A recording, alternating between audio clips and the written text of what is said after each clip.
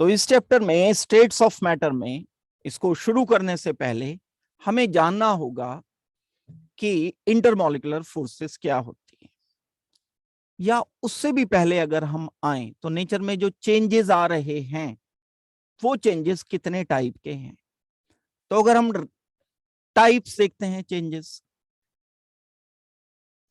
ये जो टाइप्स हैं ये दो टाइप के हैं, मतलब टाइप्स ऑफ चेंजेस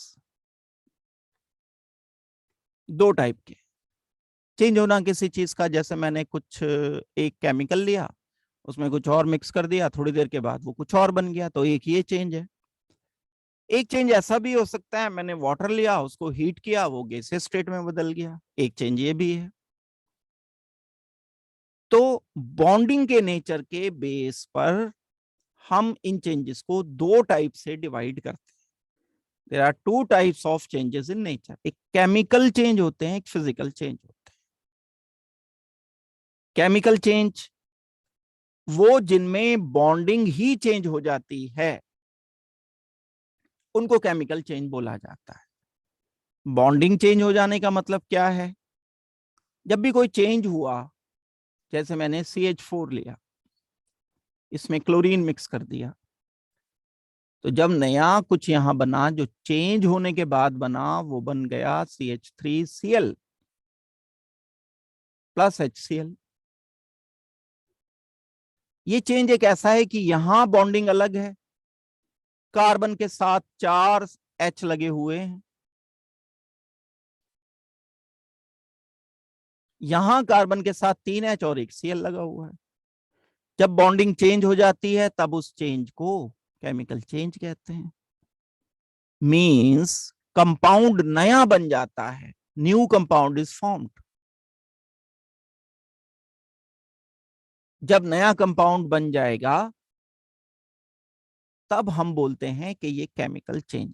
जब नया कंपाउंड नहीं बनेगा लेकिन सिर्फ उसमें फिजिकल स्टेट चेंज होगी, कंपाउंड वही रहेगा जो पुराना था, बॉन्डिंग वही रहेगी, केमिकल बॉन्ड वैसे ही रहेंगे जैसे पहले थे। हमने चेंज कर दिया, चेंज करने पर नई स्टेट बनी, कंपाउंड नया नहीं बना, इसको कहते हैं हम फिजिकल चेंज। जैसे हम लिक्विड वाटर लेते हैं H2O, H2O में अपनी बॉन्डिंग होगी कोई, HOH ये बॉन्डिंग है। जब हम इसको हीट करते हैं, हीट करने पर ये लिक्विड से गैस में बदल जाता है। वाटर जब गैस में बदल गया, मॉलिक्यूल तो अभी भी H2O ही रहा, ये भी बॉन्डिंग HOH है, ये भी बॉन्डिंग HOH है, बॉन्डिंग सेम रही, बस ये स्टेट चेंज हुई है, लिक्विड से गैसियस स्टेट में ये कन्वर्ट हुआ है। तब हम इस चेंज को बोलते हैं कि ये फिजिकल चेंज है। फिजिकल चेंज में मॉलिक्यूल चेंज नहीं होते, मॉलिक्यूल का केमिकल नेचर चेंज नहीं होता। जैसे melting of ice is physical change, boiling of water से गैसियस स्टेट में बदल जाना वाटर का फिजिकल चेंज है। जैसे हम वैक्स लेते हैं, मोम जो होता है, कैंडल जो होती है, उसे हमने हीट किया, बर्निंग नहीं बोल रहा हूं मैं प्लीज, हीट किया, हीट करने पर मेल्ट कर दिया, लिक्विड बना लिया उसका, दैट इज फिजिकल चेंज। लेकिन जब मैं उसकी बर्निंग करूंगा, उसमें एक बीच में धागा सा होता है, उसमें आप इग्नाइट उसे कर देते हो, बर्निंग होगी तो उसका कार्बन ऑक्सीजन से रिएक्शन करके CO2 बना देगा, अब यहां केमिकल चेंज हो जाएगा। Burning of candle is chemical change, जबकि melting of candle is physical change. Solid wax से लिक्विड वैक्स बनना फिजिकल चेंज है। अब वैक्स तो धीरे धीरे खत्म होता जाता है, मतलब जैसे आप कैंडल बंद करते हो तो वो धीरे धीरे छोटी होती चली जाती है ना, तो उसका सारा वैक्स कहाँ चला गया, उसका सारा वैक्स कार्बन डाइऑक्साइड बनकर एनवायरनमेंट में चला गया, गायब इनफैक्ट वो नहीं हुआ, गैसियस स्टेट में कन्वर्ट होके गायब हो गया, एनवायरनमेंट में चला गया, गायब मत होना मतलब। तो फिजिकल एंड केमिकल चेंज को समझना जरूरी है। दो टाइप के चेंजेस हैं। यहां गैसियस स्टेट में हम डील करेंगे सिर्फ फिजिकल चेंजेस को, केमिकल रिएक्शन से हमें कुछ लेना देना नहीं। अब अगर हम आगे और इसको प्रोसीड करते हैं, chemical properties of substance do not change with the change of its physical state. भाई केमिकल प्रॉपर्टी क्यों चेंज होगी? अगर मेरे पास H2O लिक्विड में है एंड H2O गैस में है, वेपर्स हैं, तो ये भी सोडियम के साथ रिएक्शन करेगा, ये भी सोडियम के साथ रिएक्शन करेगा, ये भी NaOH बनाएगा, ये भी NaOH बनाएगा, ये भी साथ में हाइड्रोजन लिबरेट करेगा, ये भी साथ में हाइड्रोजन लिबरेट करेगा। केमिकल प्रॉपर्टीज, स्टेट अलग चीज है, केमिकल प्रॉपर्टी अलग चीज। Chemical property of a substance do not change with the change in its physical state. लेकिन रिएक्शन की स्पीड फिजिकल स्टेट पर डिपेंड करती है। हो सकता है ये रिएक्शन स्लो हो और ये रिएक्शन फास्ट हो, it is possible. Means speed of reaction,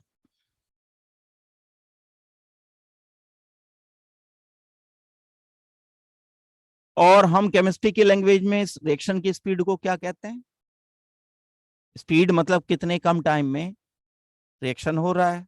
come time में हो रहा है तो फास्ट है, रिएक्शन ज्यादा टाइम में हो रहा है तो स्लो है। तो हम बोल सकते हैं रेट ऑफ केमिकल रिएक्शन।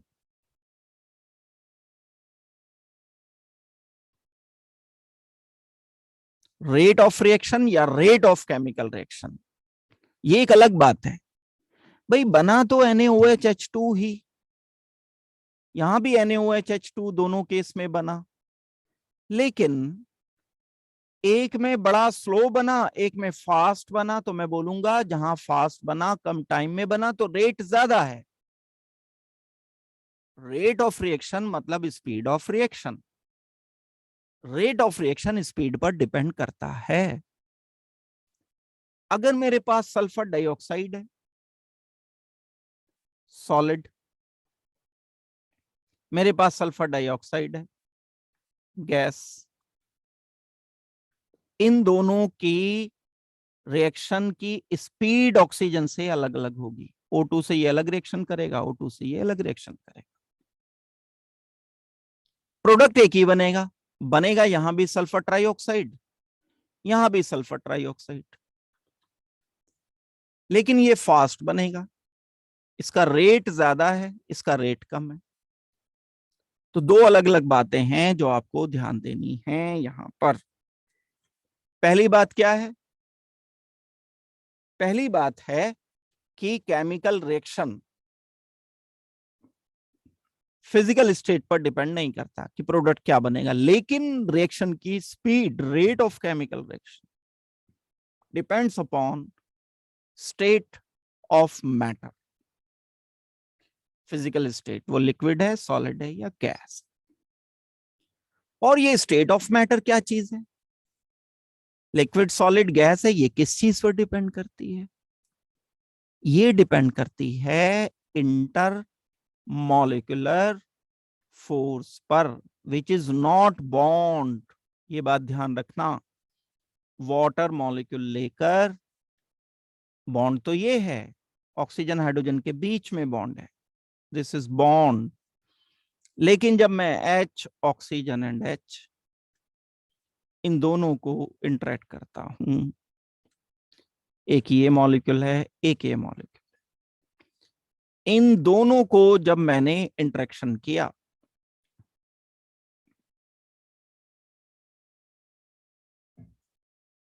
एक अलग मॉलिक्यूल, एक अलग मॉलिक्यूल, ये बॉन्ड थोड़ी कहलाता है। इसको हम कहते हैं इंटर मॉलिक्यूलर फोर्स। तो जो फिजिकल स्टेट होती है, मींस स्टेट ऑफ मैटर होती है, वो इंटरमॉलिक्यूलर फोर्स पर डिपेंड करेगा। अगर तो ये बहुत स्ट्रॉन्ग है इंटरमॉलिक्यूलर फोर्स, तो ये सॉलिड होना चाहिए, और अगर ये बहुत कम है इंटरमॉलिक्यूलर फोर्स, तो ये गैस होना चाहिए। तो सिंपल सी बात है, एक बात पता चली, इंटरमॉलिक्यूलर फोर्स डिसाइड करती है कि ये गैस है। भाई दो मॉलिक्यूल जितना स्ट्रांगली बाइंड होंगे एक दूसरे से, उतना ही ये सॉलिड स्टेट की तरफ जाएगा। दो मॉलिक्यूल अगर लूजली हेल्ड हैं, बहुत वीकली बंधे हुए हैं, तो ये दूर दूर होंगे, डिस्टेंस ज्यादा होगा, यहां डिस्टेंस कम होगा, यहां डिस्टेंस ज्यादा होगा। लूजली हेल्ड है तो ये लिक्विड हो जाएगा या गैस हो जाएगा।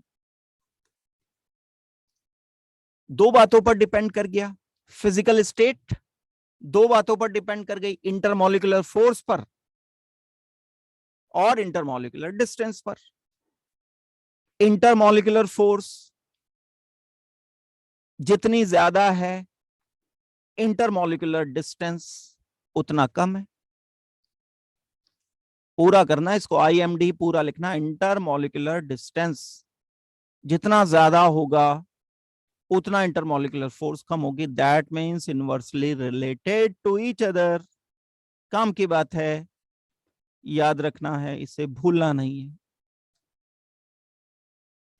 That means state of matter depends on किस बात पर? Intermolecular force and intermolecular distance. और फिजिकल स्टेट यानी स्टेट्स ऑफ मैटर पर कौन डिपेंड करता है? Rate of chemical reaction. तो rate of chemical reaction intermolecular force पर डिपेंड करेगा, इंटरमॉलिक्यूलर डिस्टेंस पर डिपेंड करेगा। एक और चीज पर rate of chemical reaction depend करता है, या स्टेट्स ऑफ मैटर एक चीज पर और डिपेंड करती है।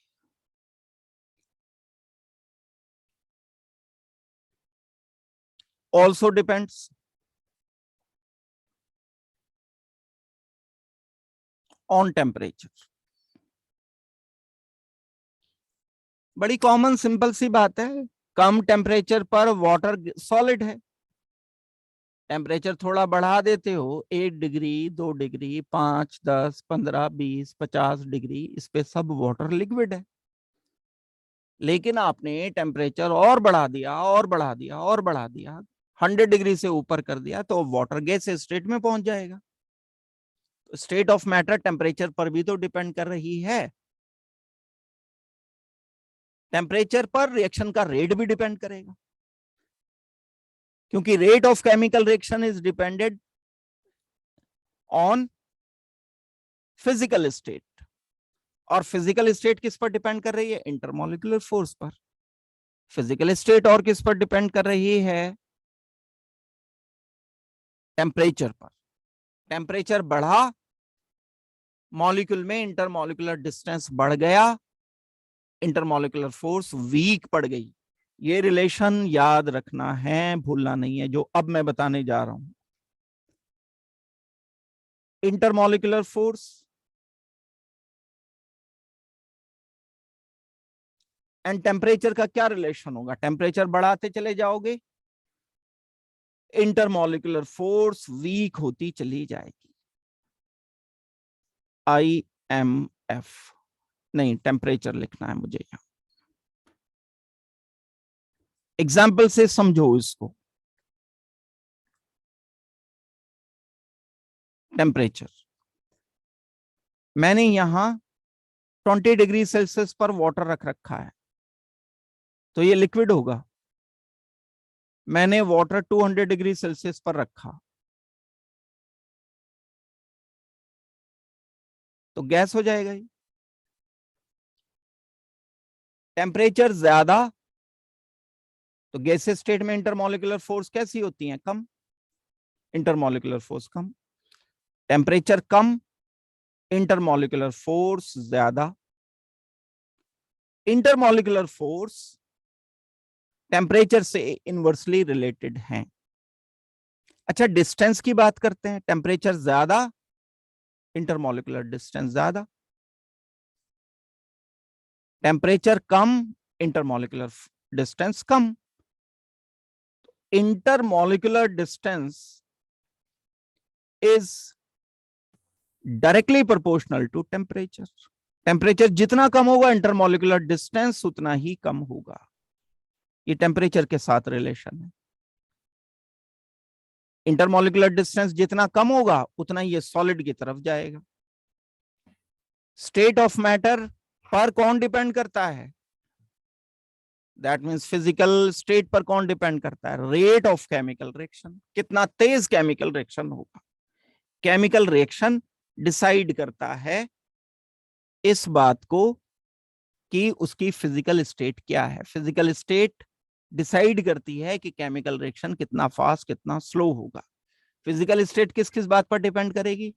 इंटरमॉलिक्यूलर फोर्स पर, इंटरमॉलिक्यूलर डिस्टेंस पर, टेम्परेचर पर, इन बातों पर फिजिकल। तो टेम्परेचर अगर हम देंगे तो क्या होगा भाई? एक चीज और है जिस पर यह डिपेंड करती है। सारी चीजें इकट्ठी एक साथ सोच लोगे, फिर बैठ के इसे दिमाग में पक्का भी करना पड़ेगा, क्योंकि एक को पकड़ोगे दूसरी स्लिप हो जाएगी दिमाग से, दूसरी पकड़ोगे तीसरी स्लिप हो जाएगी। अभी तो 3 ही पैरामीटर हुए ना, intermolecular force, intermolecular distance and temperature. अब एक छोटी सी बात और बताओ। यहां मैंने एक वाटर रख रखा है, लिक्विड। सोच के बताना, आंसर करना। ये 5 डिग्री सेल्सियस पर है। यहां मैंने रख रखा है लिक्विड वाटर, 80 डिग्री सेल्सियस पर है। इसके मॉलिक्यूल तो बड़ी तेजी से घूम रहे होंगे ना, फास्ट मूवमेंट हो रहा है। 5 डिग्री सेल्सियस पर मॉलिक्यूल का मूवमेंट स्लो हो रहा है।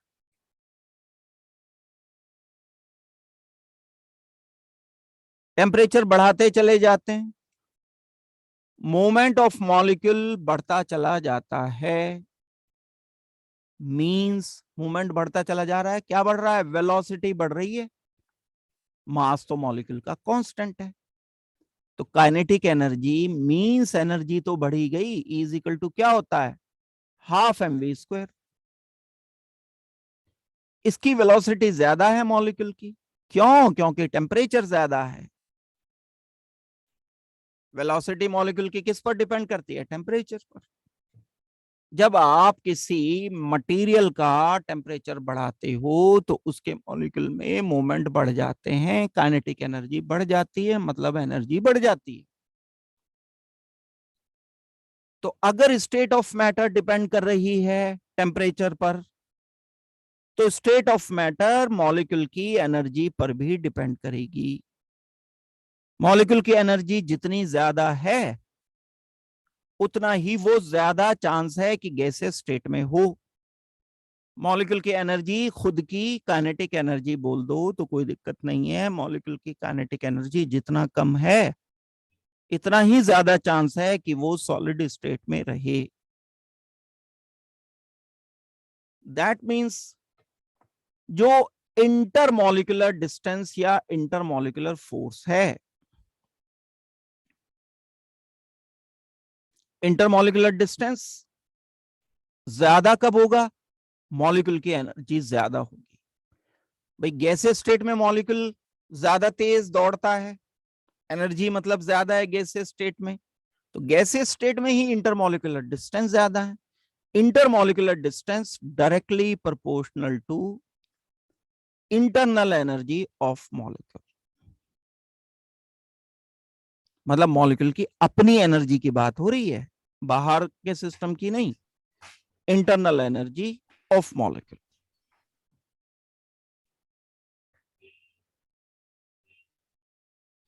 इंटरमॉलिक्यूलर डिस्टेंस पर क्या डिपेंड करता है? Physical state. फिजिकल स्टेट पर क्या डिपेंड करेगा? Rate of chemical reaction. तो रेट ऑफ केमिकल रिएक्शन किस पर डिपेंड किया? Internal energy of molecule. Rate of chemical reaction किस किस बात पर डिपेंड करेगा? इंटरमॉलिक्यूलर डिस्टेंस पर, इंटरमॉलिक्यूलर फोर्सेस पर, टेम्परेचर पर, मॉलिक्यूल की काइनेटिक एनर्जी पर, या मॉलिक्यूल की इंटरनल एनर्जी पर, पार्टिकल के मोशन पर। अगर एनर्जी ज्यादा है तो ज्यादा मूवमेंट है, वेलोसिटी ज्यादा होगी तभी तो एनर्जी ज्यादा होगी। तो मैं एक बात और बोल सकता हूं, इंटरमॉलिक्यूलर एनर्जी या डिस्टेंस इस बात पर भी डिपेंड करता है कि मॉलिक्यूल का मोशन कितना हो रहा है। तो डिपेंडेंसी है मॉलिक्यूल की एक दूसरे पर। स्टेट्स ऑफ मैटर किस बात पर डिपेंड करता है? फिजिकल स्टेट पर डिपेंड करेगा, केमिकल रिएक्शन का रेट, और केमिकल रिएक्शन का जो रेट है वो फर्दर इंटरमॉलिक्यूलर फोर्स पर, थर्मल एनर्जी पर, मतलब टेम्परेचर पर डिपेंड करता है। और किस बात पर डिपेंड करता है? और डिपेंड करेगा ये मोशन ऑफ पार्टिकल्स। ये सारी बातें हैं जो डिसाइड करती हैं। ये वाला जो पार्ट है मैंने बड़ी डिटेल से एक्सप्लेन किया है। आगे आने वाले जितने फॉर्मुलेशन हैं सब रिलेटेड, देखो कितने पैरामीटर मैंने बताया। एक बताया इंटरमॉलिक्यूलर फोर्स, एक बताया इंटरमॉलिक्यूलर डिस्टेंस, एक बताया एनर्जी या काइनेटिक एनर्जी ऑफ मॉलिक्यूल, एक बताया मोशन ऑफ मॉलिक्यूल। मॉलिक्यूल की state, physical state intermolecular force पर डिपेंड करेगी, इंटरमॉलिक्यूलर डिस्टेंस पर, एनर्जी ऑफ मॉलिक्यूल पर, मोशन पर मॉलिक्यूल के। एनर्जी कहां से आएगी? मोशन से आएगी। मोशन ज्यादा तो एनर्जी ज्यादा। मास पे भी करेगी डिपेंड, लेकिन एक मटेरियल अगर हम ले रहे हैं तो लिक्विड में भी वही मास रहेगा, सॉलिड में भी, इसलिए कंसीडर नहीं कर रहे हैं। काइनेटिक एनर्जी 1/2 mv² होती है, तो मास के डायरेक्टली प्रोपोर्शनल एंड वेलोसिटी के स्क्वायर के प्रोपोर्शनल। तो वेलोसिटी किसी एक मॉलिक्यूल की, कार्बन डाइऑक्साइड का मास तो फिक्स ही रहना है, चाहे वो लिक्विड में है, चाहे सॉलिड में, चाहे गैस में। तो मास की बात इसलिए नहीं कर रहे हैं। हाँ, कार्बन डाइऑक्साइड सॉलिड स्टेट में स्लो रहेगा, गैस स्टेट में ज्यादा रहेगा। यहां तक आप मुझे बताओ कि कोई प्रॉब्लम अगर है तो हम इसको डिस्कस करते हैं। इंटरमॉलिक्यूलर फोर्सेस पढ़नी पड़ेंगी हमें, उनके टाइप्स पढ़ने पड़ेंगे। किस लिए पढ़ने पड़ेंगे? ताकि हमें ये पता चल जाए कि मॉलिक्यूल के बीच में फोर्सेस कितनी हैं। फोर्सेस पता होने से इंटरमॉलिक्यूलर डिस्टेंस पता चल जाएगा, टेम्परेचर का रिलेशन पता चल जाएगा, स्टेट ऑफ मैटर पता चल जाएगी कि मैटर की स्टेट क्या है। इसके बाद का जो टॉपिक मैं कर रहा हूं शुरू, वो है इंटरमॉलिक्यूलर फोर्स। सिंपल सी बात है, intermolecular force is not bond. जैसे वाटर मॉलिक्यूल, बॉन्ड तो ऑक्सीजन हाइड्रोजन के बीच में है, लेकिन दूसरे वाटर मॉलिक्यूल के बीच में एंड पहले वाले वाटर के बीच में भी कुछ इंटरेक्शन होगा जिसे हम इंटरमॉलिक्यूलर फोर्स। भाई ये बॉन्ड तो नहीं है ना, बॉन्ड हम ऐसा तो नहीं बनाते। ऑक्सीजन H, फिर यहां पर H, ऑक्सीजन H, इसको हम मॉलिक्यूल का एक पार्ट नहीं मानते। इंटरमॉलिक्यूलर मतलब जितने भी मॉलिक्यूल हैं, अगर यहाँ चारों तरफ इसके 5 मॉलिक्यूल हैं, सबके साथ इंटरेक्शन कुछ ना कुछ शो करेगा। ये इसके साथ, ये इसके साथ, ये इसके साथ, ये इसके साथ। अच्छा, ये हट के मॉलिक्यूल दूसरी तरफ चला जाएगा, दूसरी तरफ चला जाएगा तो यहाँ आ गया, मान लो ये वाला मॉलिक्यूल यहाँ से हट के, यहाँ जो आसपास मॉलिक्यूल है फिर उनके साथ इंटरेक्शन करेगा। बॉन्ड नहीं टूटते, बॉन्ड टूट जाएंगे तो केमिकल रिएक्शन हो जाएगा, केमिकल रिएक्शन नहीं हो रहा है ये। अब वो फोर्सेस कौन कौन सी हैं? सबसे पहली बात तो ये है कि डेफिनेशन क्या है इंटरमॉलिक्यूलर फोर्स की। इंटरमॉलिक्यूलर फोर्स की जो डेफिनेशन आपको देनी पड़ेगी, द फोर्स ऑफ अट्रैक्शन और रिपल्शन। फोर्स तो रिपल्सिव भी हो सकती है, अट्रैक्टिव भी हो सकती है। ऐसा बिल्कुल पॉसिबल है कि दो मॉलिक्यूल एक दूसरे के नजदीक आए। अब अगर सिर्फ ये नजदीक आने से क्या होगा, इंटरेक्शन, ये और नजदीक और नजदीक और नजदीक, एक लिमिट के बाद जब ये बड़ा नजदीक आ जाता है तो फिर रिपल्शन शुरू हो जाता है। ठीक उसी तरह से जैसे दो बॉल्स आपस में टकराती हैं, मैंने किसी फोर्स से, इस फोर्स से, इस फोर्स से, वेलोसिटी से दो बॉल्स आकर के टकरा गई एक दूसरे से। तो जब टकराई ये बॉल्स, टकराने के बाद ये वापस इधर भागेगी, ये इधर भागेगी, अब रिपल्शन शुरू हो जाएगा। तो एक लिमिट से कम डिस्टेंस पर रिपल्सिव फोर्सेस शुरू हो जाती है, एक लिमिट से ज्यादा डिस्टेंस पर अट्रैक्टिव फोर्सेस रहती हैं। तो हम क्या बोलेंगे, intermolecular forces are those forces of attraction और repulsion between interacting particles. Interacting particles का मतलब जो आपस में एक दूसरे से टकरा रहे हैं। टकराने का मतलब क्या, लिक्विड में, सॉलिड में, गैस में, मॉलिक्यूल हमेशा मोशन में रहते हैं, रुका हुआ कोई मॉलिक्यूल दुनिया में है ही नहीं, बस चल ही रहा है, चलते जा रहा है, चलते जा रहा है, चलते जा रहा है, चलते जा रहा है। जीवन का नाम ही क्योंकि चलना है, चलते जाओ, चलते जाओ, चलते जाओ, रुकना नहीं है। दुनिया का हर मॉलिक्यूल मोशन कर ही रहा है, रुका नहीं है वो। अब जब चल रहा है तो टकराएगा भी किसी ना किसी से। ये मॉलिक्यूल इधर आ रहा था, ये इधर आ रहा था, कोलाइड कर गए। रेगुलर एक प्रॉपर्टी चलती रहती है जिसे हम कहते हैं कोलिजन। जब कोलिजन होते हैं, होने के बाद फिर ये इधर वापस आ जाएगा, वापस आ जाएगा। रिपल्शन, अट्रैक्शन, इसमें दोनों काम करते हैं। तो ये हमने वर्ड यहां बहुत सोच समझ के लिखा, बिटवीन इंटरेक्टिंग पार्टिकल्स। इंटरेक्टिंग का मतलब इंटरेक्शन कैसा भी हो सकता है, रिपल्सिव एंड अट्रैक्टिव। ये आ गया मेरे पास एटम, ये मॉलिक्यूल भी हो सकता है, एटम भी हो सकता है, आयन भी हो सकता है। फोर्सेस कितने टाइप की हैं, ये कई सारे टाइप की अट्रैक्टिव फोर्सेस होती हैं। अगर हम इन फोर्सेस की बात करें, अट्रैक्टिव इंटरमॉलिकुलर फोर्सेस की, तो 5 टाइप की ये फोर्सेस है। वैंडरवाल्स फोर्स कहते हैं, डिस्पर्शन फोर्स या लोंदोन फोर्स भी कहा जाता है, dipole induce dipole, dipole dipole, ये नाम देते हैं। इसके अलावा हाइड्रोजन बॉन्डिंग एक टाइप होती है। 5 टाइप की ये इंटरमॉलिकुलर फोर्स हैं जो हम किसी मॉलिक्यूल में देख पाते हैं। ये फोर्सेस 5 टाइप की हैं, एक एक करके हम इनको, कोई सी भी डिस्पर्शन या वैन डर वाल्स फोर्स, कोई सी एक पहले करते हैं, फिर हम बाद में इनसे और डिटेल से एक्सप्लेन करेंगे। यहां तक आई होप कि आप लोगों को बात समझ आ गई होगी अच्छी तरह से। दो डिफरेंट मॉलिक्यूल के बीच में इंटरेक्शन को इंटरमॉलिकुलर फोर्स कह सकते हैं। ये force of attraction, force of repulsion भी हो सकता है। क्यों पढ़ना चाहते हैं हम गैसियस स्टेट, लिक्विड स्टेट को क्लोज व्यू के लिए, जानने के लिए, समझने के लिए। किस स्टेट में लिक्विड गैस में, गैस लिक्विड में कन्वर्ट होती है, ये सब जानने के लिए हम इंटरमॉलिकुलर फोर्स को पहले स्टडी करेंगे, पढ़ेंगे। अब वन बाय वन मैं डिस्कस करता हूं इन फोर्सेस को। सबसे पहले जो फोर्सेस हैं, चलो वैंडरवाल्स फोर्स को हम कर लेंगे डिस्कस। पहले ये डिस्पर्शन फोर्सेस हैं, या लॉन्डन फोर्सेस भी इन्हें कहा जाता है। ये फोर्सेस टेम्परेरी होती हैं एंड अट्रैक्टिव। सारी जितनी है ये अट्रैक्टिव फोर्सेस होती हैं, टेम्परेरी होती हैं। क्यों टेम्परेरी है ये?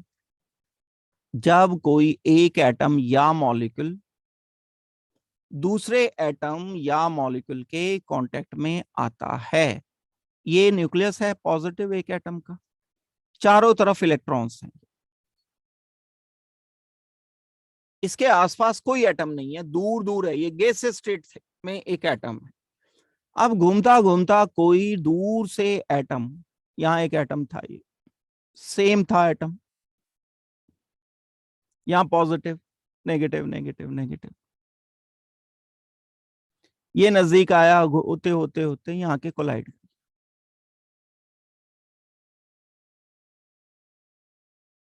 अब क्या करेंगे, ये इलेक्ट्रॉन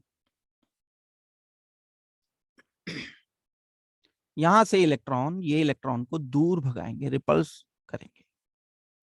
रिपल्शन होने के कारण थोड़ी देर के बाद इस पर एक डाइपोल बन जाएगा।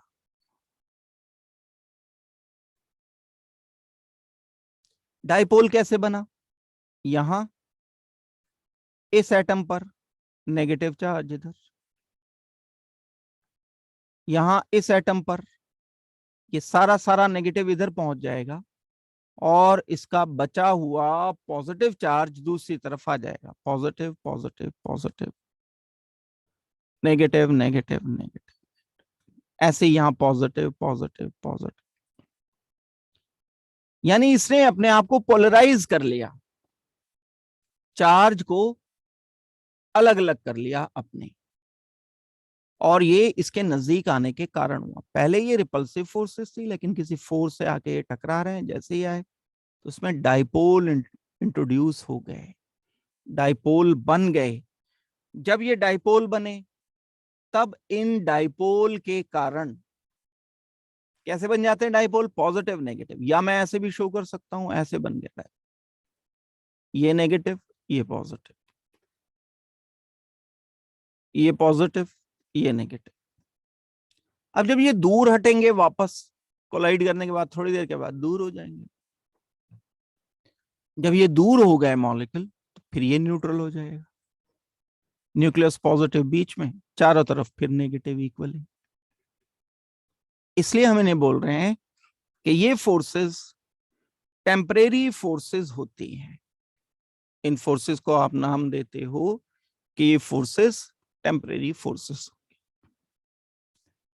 देखो किस तरह से जो सारी बातें मैंने बताई हैं, कैसे आप इन्हें लिखोगे, नोट करोगे। ये forces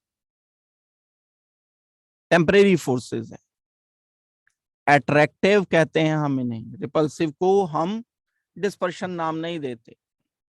When the electron in two adjacent atom occupy position that makes the atom from temporary dipoles, ये एक ऐसा है जैसे मैग्नेट थोड़ी देर के लिए आ जाता है किसी आयरन बार में। ये एक आयरन बार है, हम इसके सामने मैग्नेट लेकर के आए।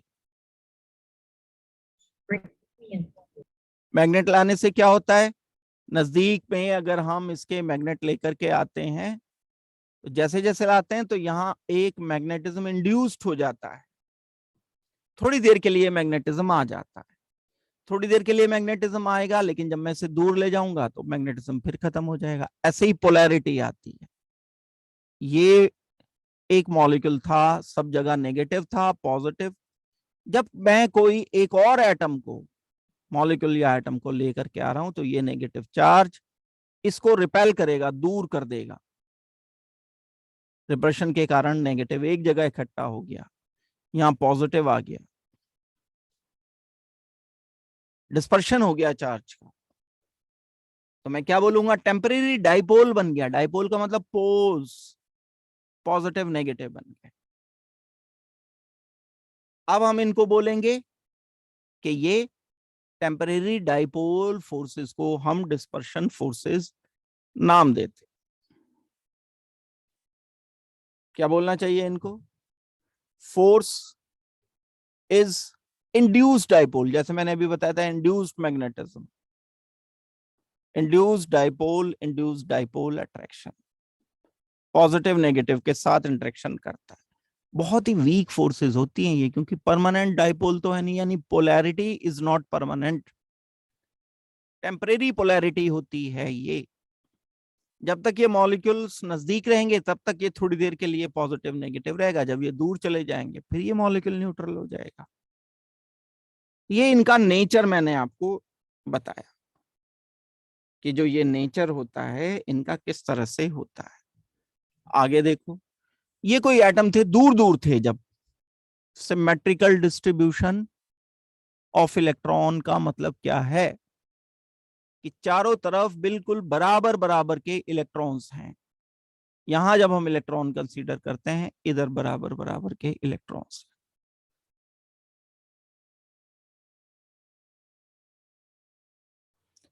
सिमेट्रिकल डिस्ट्रीब्यूशन,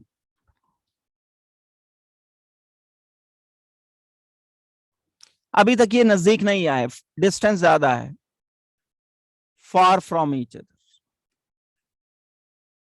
जैसे जैसे नजदीक आता जाएगा आता जाएगा आता जाएगा, तो नेगेटिव चार्ज इस नेगेटिव को दूर भगाएगा, तो यहां नेगेटिव ज्यादा हो जाएगा, यहां पॉजिटिव ज्यादा हो जाएगा, तो डाइपोल बन जाएगा। Symmetrical distribution of electronic charge cloud, जैसे किसी एटम में होता है वैसे। अब जब ये नजदीक आएंगे तो डिस्पर्शन फोर्स बढ़ जाएगी। ये नजदीक है, नियर। एटम ए में इंस्टेंटेनियस, मतलब थोड़ी सी देर के लिए, बहुत थोड़े से टाइम के लिए एक डाइपोल क्रिएट हो जाएगा और इलेक्ट्रॉन डेंसिटी डिस्ट्रीब्यूट हो जाएगी। यहां इलेक्ट्रॉन डेंसिटी ज्यादा हो गई, यहां पॉजिटिव चार्ज की डेंसिटी ज्यादा हो गई, यहां पॉजिटिव चार्ज, यहां नेगेटिव चार्ज। इसको बोलते हैं हम इंड्यूस डाइपोल। इसमें जो क्रिएट हुआ है, डिस्पर्शन फोर्सेस क्रिएट हुई है, और इनको इंड्यूस डाइपोल भी बोला जाता है। अब जब डाइपोल क्रिएट हो जाता है, उसके बाद ये अट्रैक्टिव फोर्सेस होती है।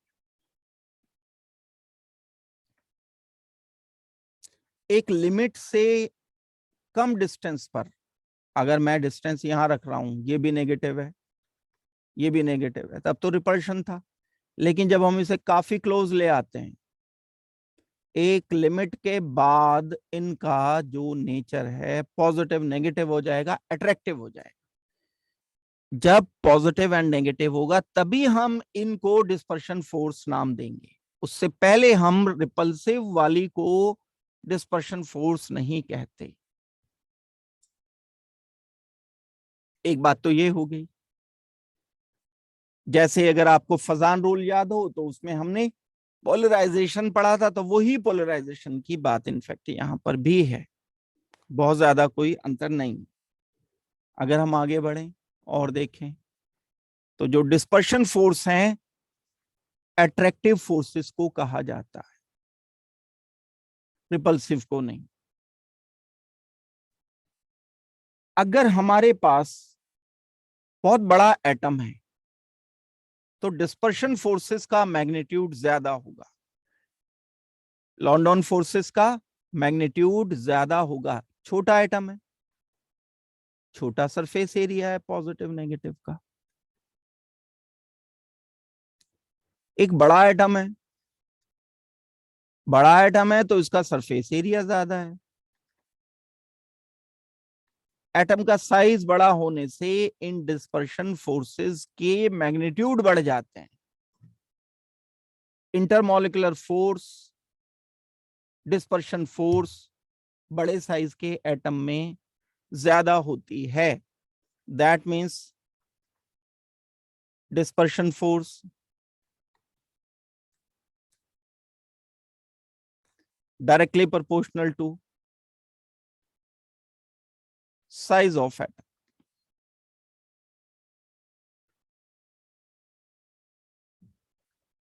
साइज ऑफ एटम बढ़ेगा, डिस्पर्शन फोर्स बढ़ेगी, क्योंकि सरफेस एरिया ज्यादा हो जाता है। ज्यादा पॉजिटिव ज्यादा नेगेटिव के चांसेस रहते हैं सरफेस एरिया पर।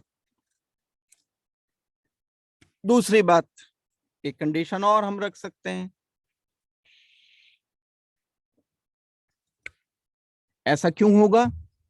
जो मैंने कारण बताया, डिस्पर्शन फोर्सेस का मैग्नीट्यूड ज्यादा हो जाने के कारण, सरफेस एरिया बढ़ने के कारण। तो मैं एक और बात बोल सकता हूं, dispersion forces directly proportional to surface area of atom. जितना ज्यादा भाई सरफेस एरिया कब ज्यादा होगा? जब एटम बड़ा होगा। तो इसकी जगह अगर सरफेस एरिया भी लिखा है तो भी करेक्ट है।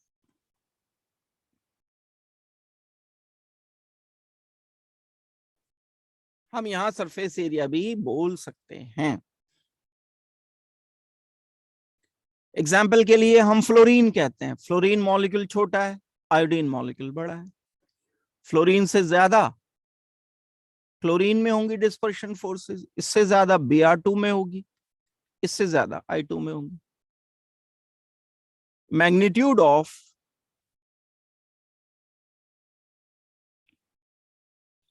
डिस्पर्शन फोर्सेस,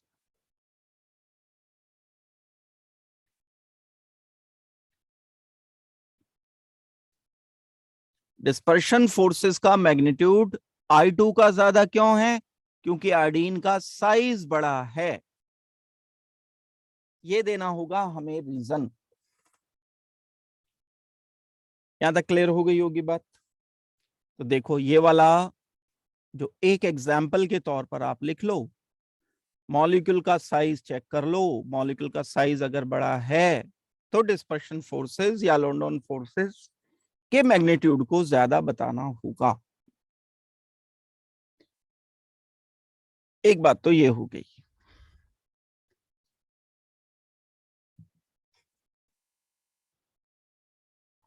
जैसे जैसे साइज बढ़ता है ऐसे ऐसे डिस्पर्शन फोर्सेस बढ़ती हैं। This is due to increased polarizability of molecule with large number of or more dispersed electron cloud। वही बात है, जितने ज्यादा इलेक्ट्रॉन क्लाउड हैं यहां, जितना बड़ा सरफेस एरिया है यहां, उतना ही पोलराइजेबिलिटी ज्यादा होगी, यानी पोलराइज हो सकने की टेंडेंसी ज्यादा होगी।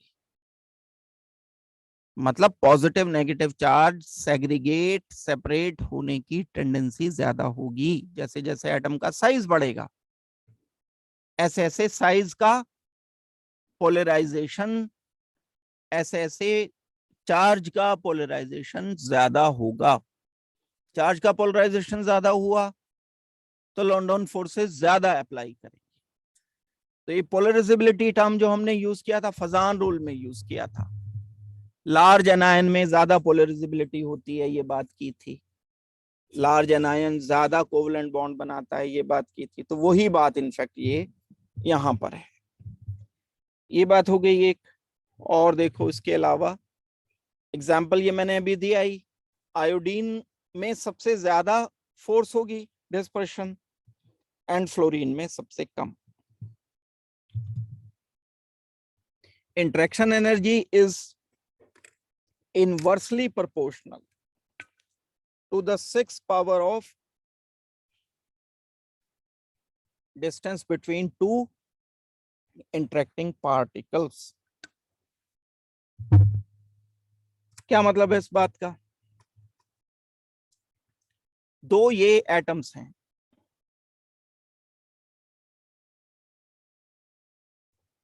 यहां नेगेटिव नेगेटिव, पॉजिटिव पॉजिटिव,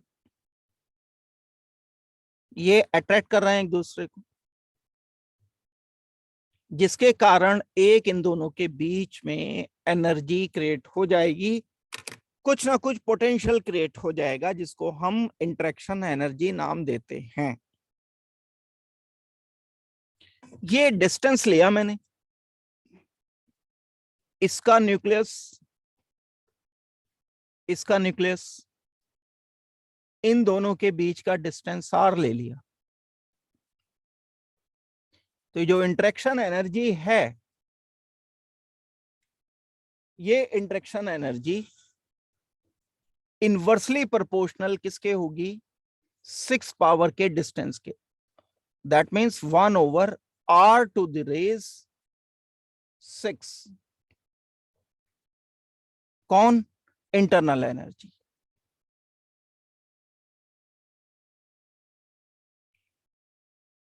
या इंटरेक्शन एनर्जी।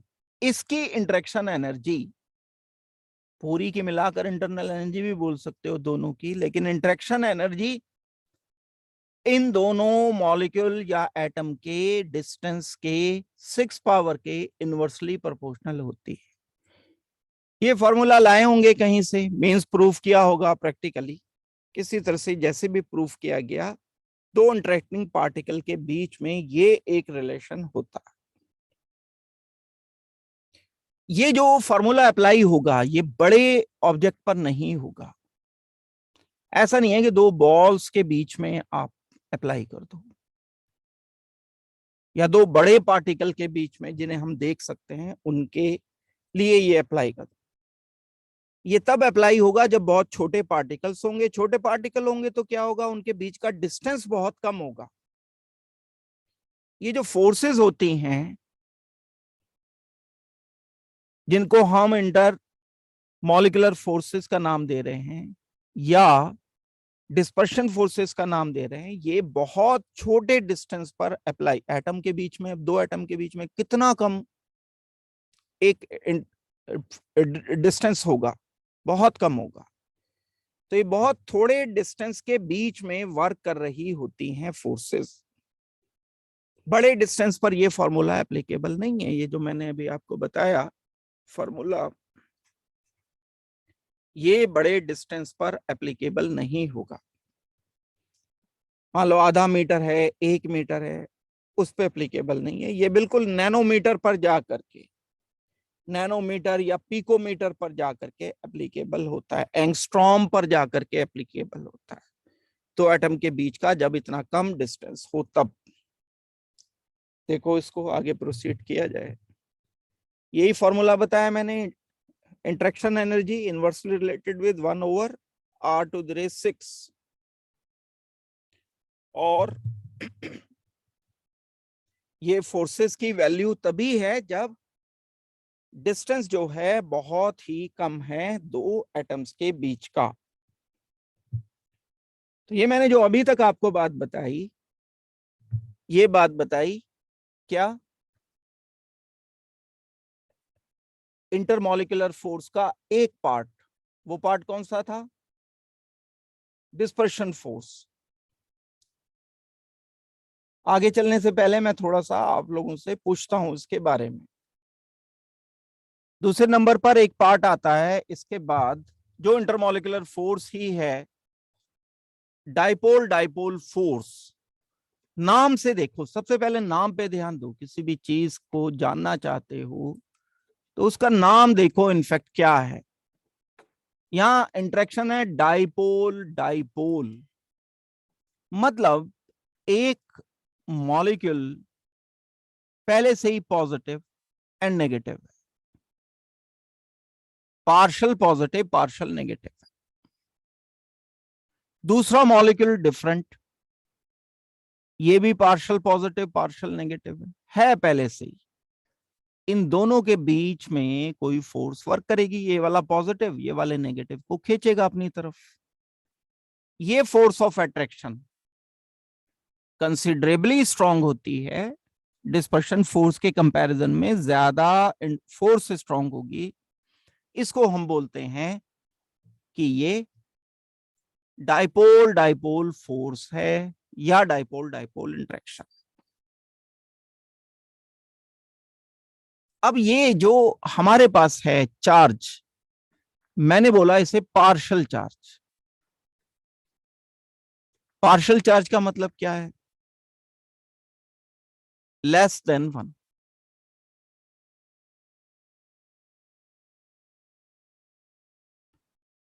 एक से कम। एक चार्ज कितना होता है एक इलेक्ट्रॉन पर? 1.6 इंटू 10⁻⁻19 कूलम। ये इससे कम चार्ज होगा। अगर मैं बोलता हूं 1 यूनिट चार्जेस को, हम कैसे इसे डिसाइड करेंगे? हम इसको डिसाइड करेंगे 1 यूनिट से कम मींस 0.1, 0.2 हो सकता है, 0.3 हो सकता है, 0.6 हो सकता है, 0.8 हो सकता है। तो ये सब पार्शियल चार्जेस कहलाएंगे। तो जब कभी मॉलिक्यूल पर पहले से ही पार्शियल चार्जेस अवेलेबल हैं तो मॉलिक्यूल का एक पॉजिटिव पार्ट दूसरे मॉलिक्यूल के नेगेटिव पार्ट के साथ इंटरेक्शन करते हुए एक फोर्स बनाएगा जिसे हम बोलते हैं कि डाइपोल डाइपोल फोर्स है। एग्जाम्पल के लिए जैसे CH3Cl है, हम लिखते हैं CH3F या Cl, तो डेल नेगेटिव। 1 नेगेटिव नहीं है, ये डेल्टा नेगेटिव, 1 से कम। जितना यहां नेगेटिव कार्बन पर उतना पॉजिटिव। तो ये एक मॉलिक्यूल है ऐसा ऐसा मॉलिक्यूल है जिस पर 2 चार्जेस है, डेल्टा नेगेटिव डेल्टा पॉजिटिव। ऐसा ही दूसरा मॉलिक्यूल पलट करके आएगा F एंड CH3, ये डेल्टा पॉजिटिव है डेल्टा नेगेटिव है, ये आपस में इंटरेक्शन करेंगे। इस इंटरेक्शन को बोलते हैं हम डाइपोल डाइपोल इंटरेक्शन। इसका पॉजिटिव इसका नेगेटिव, इसका नेगेटिव इसका पॉजिटिव, ये इंटरेक्शन करेंगे। दैट मींस दूसरे मॉलिक्यूल का पोलर एंड अपोजिट हो गया डेल नेगेटिव डेल पॉजिटिव। ये पॉजिटिव नेगेटिव के साथ, ये नेगेटिव पॉजिटिव के साथ। इसको बोलते हैं हम डाइपोल डाइपोल इंटरेक्शन। अब देखो इसको थोड़ा सा, अगर आप इसको एग्जामिन करते हो कि डाइपोल फोर्सेस हम किसे कहते हैं, तो पोलर मॉलिक्यूल है वे partial negative and partial positive and means पहले से इलेक्ट्रोनेगेटिविटी प्रेजेंट होना जरूरी है। अकेला एटम काम नहीं करेगा, न्यूट्रल एटम काम नहीं करेगा। ये डाइपोल डाइपोल फोर्स H2 में नहीं हो सकती है, ये हो सकती हैं कार्बन कार्बन में नहीं हो सकती है, क्लोरीन क्लोरीन में नहीं हो सकती है। यहां तो डिस्पर्शन फोर्सेस वर्क करेंगी। ये किसमें हो सकती है? कार्बन फ्लोरीन में, कार्बन ऑक्सीजन में। ये इलेक्ट्रोनेगेटिव है तो इलेक्ट्रोनेगेटिव है तो अपनी तरफ इलेक्ट्रॉन खींचकर नेगेटिव हो जाएगा, ये पॉजिटिव हो जाएगा। ये फोर्स उन मॉलिक्यूल में पाई जाती है जहां पहले से ही नेगेटिव पॉजिटिव चार्ज अवेलेबल हैं, उन मॉलिक्यूल में ये फोर्स पाई जाएगी। Partial charges are always less than unit of electronic charge. एक इलेक्ट्रॉन पर अभी चार्ज आपको बताया था, इसमें अगर कंफ्यूजन हो तो ऐसे करके लिखो इसे 1.6 into 10⁻⁻⁹ coulomb.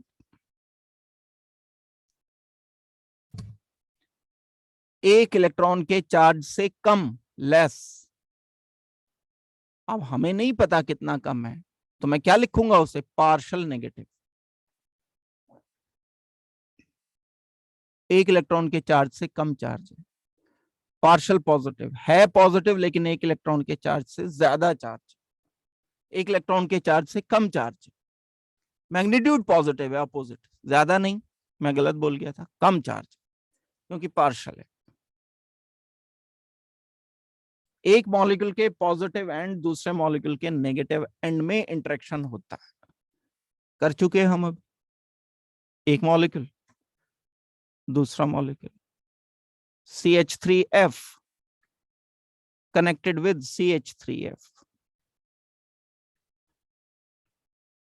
Del negative positive del negative, इसका पॉजिटिव इसका नेगेटिव इंटरेक्शन शो करता है। ये कहलाता है dipole interaction, dipole dipole interaction. एक डाइपोल ये है, दूसरा डाइपोल ये है, दो डाइपोल है। डाइपोल मतलब दो पोल्स पॉजिटिव नेगेटिव मिला करके एक डाइपोल बन रहा है। डाइपोल डाइपोल, एक डाइपोल दूसरा डाइपोल, डाइपोल डाइपोल फोर्सेस चलती चली जाएंगी ना, ये कोई दो ही थोड़ी मॉलिक्यूल है, तीसरा भी। यहां फ्लोरीन CH3, और ऐसा थोड़ी कि मॉलिक्यूल बस लाइन में ही खड़े होंगे, आके ऊपर नीचे भी तो होंगे। यहां पर भी एक डाइपोल ऐसा बन सकता है CH3F, ये इंटरेक्शन करेगा इससे, ये करेगा, फिर CH3F लिख दो, ये इंटरेक्शन करेगा CH3 फ्लोरीन डेल नेगेटिव से, ये डेल नेगेटिव डेल पॉजिटिव आपस में इंटरेक्शन करेंगे, चलते चले जाएंगे और बिल्कुल आपस में एक मॉलिक्यूल कई सारे मॉलिक्यूल से सराउंडेड रहेगा, फिर दूसरा मॉलिक्यूल कई सारों से सराउंडेड रहेगा। इसको बोलते हैं डाइपोल डाइपोल इंटरेक्शन। ठीक हो गई बात यहां तक? Dipole dipole forces between molecules possessing permanent dipole. क्या मतलब है इस बात का? जिनमें पहले से इलेक्ट्रॉन नेगेटिव। परमानेंट डाइपोल का मतलब those molecule which have electronegativity difference. अभी मैंने अलग भाषा में बता दिया था आपको, अलग लैंग्वेज में, अलग वर्ड्स में बता दिया था। लैंग्वेज मींस मेरा मतलब यहां है अलग वर्ड्स में बताया था। मैंने बताया था इफ बॉन्डेड एलिमेंट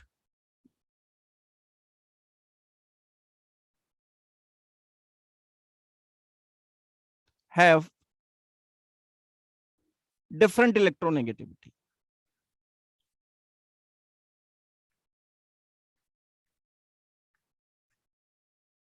तब परमानेंट डाइपोल होगा। चार्ज अलग अलग आ गए, उनके बीच का कोई डिस्टेंस होगा, ई मल्टीप्लाइड बाई डी को डाइपोल मोमेंट बोलते हैं। परमानेंट डाइपोल मोमेंट यानी परमानेंट पोलर होगा, तब ये डाइपोल डाइपोल इंटरेक्शन होगी। जो हमारे पास डिस्पर्शन फोर्सेस हैं उसमें मॉलिक्यूल को पहले से पोलर होना जरूरी नहीं है, वो इंड्यूस्ड पोलैरिटी थी, ये परमानेंट पोलैरिटी है। काफी स्ट्रांग होता है ये डिस्पर्शन फोर्स के कंपैरिजन में, बहुत वीक होता है लेकिन डिस्पर्शन फोर्स के कंपैरिजन में काफी वीक होता है, काफी स्ट्रांग होता है। डाइपोल डाइपोल इंटरेक्शन को हम बहुत स्ट्रांग नहीं मानते, लेकिन डिस्पर्शन फोर्सेस के कंपैरिजन में ये फोर्सेस काफी स्ट्रांग होती हैं। तो dipole dipole forces have strength, this is range between 5 kilo joule to 20 kilo joule per mole. एक मोल के लिए 5 किलो जूल से 20 किलो जूल तक चलता है। समझ आ गई होगी ये बात आपको? तो ये फोर्स ऐसा नहीं है डाइपोल डाइपोल फोर्स कि बहुत वीक है, लेकिन बहुत स्ट्रांग भी नहीं है। 5 किलो जूल एक मोल के लिए बहुत ज्यादा नहीं होता है, हाइड्रोजन बॉन्ड के कंपैरिजन में ये वीकर होती है, और किसी एक्चुअल बॉन्ड के कंपैरिजन में तो बहुत वीक इंटरेक्शन ये होते हैं। फर्दर अगर हम आगे बढ़ते हैं, ये जो अट्रैक्टिव फोर्सेस हैं, जैसे जैसे हम डिस्टेंस बढ़ाते चले जाएंगे मॉलिक्यूल के, तो बड़ी सिंपल बात है, डाइपोल का जैसे जैसे हम डिस्टेंस बढ़ाते चले जाएंगे ये फोर्सेस पुअर होती चली जाएंगी। एक डाइपोल लिया मैंने, दूसरा डाइपोल लिया मैंने, डेल पॉजिटिव डेल नेगेटिव, ये डिस्टेंस नजदीक है तो ज्यादा, और अगर ये फार अवे हैं तो ये फोर्स कम हो जाती है। फॉर्मूला वही लगता है अगर हमारे पास कोई पोलर मॉलिक्यूल एक दूसरे के साथ बिल्कुल टच करके रखे हुए हैं, तो जो इनका इंटरेक्शन एनर्जी का रिलेशन है डिस्टेंस से, पहले वाले केस में डिस्पर्शन फोर्सेस में क्या था, 1/r⁶। एनर्जी कौन सी, इंटरेक्शन,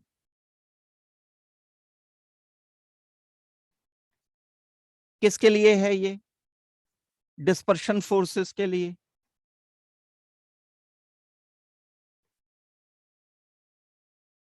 ये जैसे जैसे डिस्टेंस बढ़ता चला जा रहा है, अट्रैक्शन कम होता, इंटरेक्शन कम होता चला जा रहा है, बल्कि उसकी पावर 6 का फर्क पड़ेगा।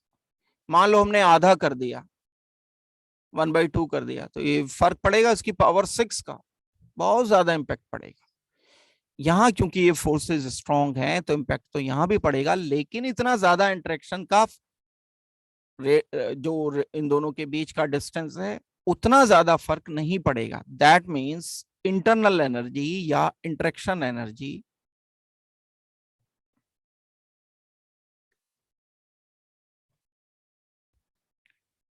फॉर डाइपोल डाइपोल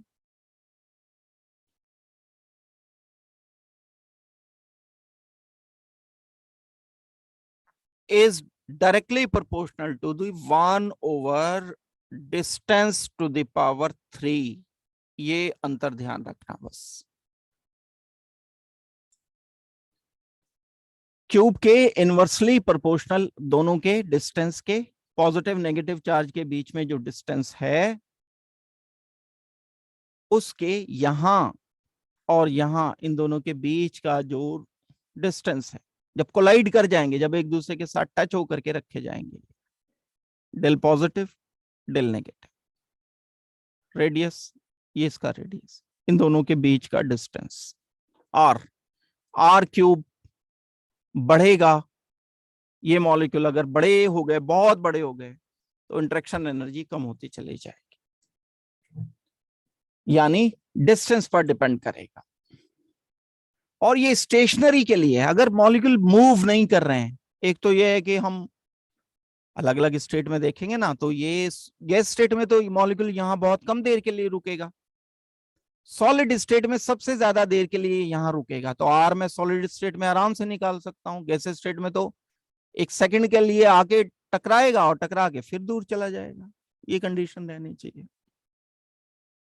ये कुछ रिलेशन आपके काम के, कंपैरिजन करने के लिए आपको इनको देखना होगा।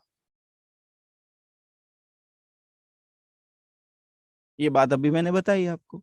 Dipole dipole interaction energy between stationary, यानी ये मॉलिक्यूल स्टेशनरी रुके हुए होने चाहिए, तब इनके बीच की एनर्जी, ऐसा नहीं कि मूव कर रहे हैं, चलते हुए नहीं एनर्जी इनके लिए, तो हर मोमेंट पे चेंज हो रही होगी चलते हुए। तो जब ये मॉलिक्यूल रेगुलर नजदीक आ रहे हैं तो हर मोमेंट पर डिस्टेंस कम होता चला जा रहा होगा। स्टेशनरी मतलब रुके हुए, पोलर मॉलिक्यूल, जैसे हम सॉलिड में कह सकते हैं। सॉलिड में भी हालांकि वाइब्रेट करते रहते हैं अपने मेन स्टेट के इधर उधर। Proportional to 1 over r to the raise 3 या inversely proportional to cube of distance of two poles. ये सॉलिड के लिए बात हो रही है, ये बात हो रही है स्टेशनरी मॉलिक्यूल के लिए। चलते हुए मॉलिक्यूल के लिए ये रिलेशन अलग आता है। इंटरेक्शन एनर्जी का ये रिलेशन जो मूविंग मॉलिक्यूल्स हैं उनके लिए अलग आएगा। क्या आएगा ये relation? Between rotating polar molecules, means ये मॉलिक्यूल है अपने एक्सिस के इधर उधर रोटेट भी कर रहा है, डेल नेगेटिव डेल पॉजिटिव। ये जब घूमेगा तो थोड़ी देर में नेगेटिव इधर आ जाएगा, ये पॉजिटिव हो जाएगा। ये मॉलिक्यूल अगर आप देख रहे हो तो डेल पॉजिटिव डेल नेगेटिव, ये भी घूम रहा है, तो इसके तो साइड ही चेंज होती चली जा रही है। अब यहां तो कम लगेगी एनर्जी, रोटेटिंग मॉलिक्यूल की बात अलग है, हमें डिक्रीज करना पड़ेगा एनर्जी को। तो इस इन दोनों के जो सेंटर्स हैं उनके बीच का डिस्टेंस अगर हम आर ले रहे हैं तो इसकी इंटरेक्शन एनर्जी इनवर्सली रिलेटेड होगी आर की पावर 6 के। रिप्रेजेंट हम इसे कैसे कर सकते हैं, ये मैं आपको बता चुका। रिप्रेजेंटेशन आईसीएल लिया इन्होंने, एक मॉलिक्यूल सीएल नेगेटिव ये पॉजिटिव, दूसरा आईसीएल, इसका नेगेटिव इसका पॉजिटिव, इसका पॉजिटिव इसका नेगेटिव। एक ऐसे इंटरेक्शन कर सकते हैं, ऐसे कर सकते हैं, बहुत सारे पैटर्न पॉसिबल हैं इंटरेक्शन के। आप ऐसे भी करा दो, ऐसे भी करा दो, 3 डायमेंशनल में इस साइड भी चलेगा इंटरेक्शन, हर साइड में ये इंटरेक्शन चलता है। क्यूमुलेटिव इफेक्ट रखते हैं। क्यूमुलेटिव इफेक्ट रखने का क्या मतलब है, चलो ये फोर्सेस होती हैं एडिशनल इफेक्ट रखती हैं, चाहे डाइपोल है चाहे लॉन्डन फोर्सेस होती है। मतलब जितने ज्यादा मॉलिक्यूल होंगे उतना ही आपस में इंटरेक्शन होगा, उतना ही ज्यादा इसमें इफेक्ट आना चाहिए। वेल चलो, आज के लिए हम इतना करेंगे। दो टाइप की फोर्सेस मैंने पूरी कर दी, आपको पूरी बता दी। ये दो फोर्सेस में हमने डिस्कस किया, इसके आगे हम अगली क्लास में कंटिन्यू करेंगे।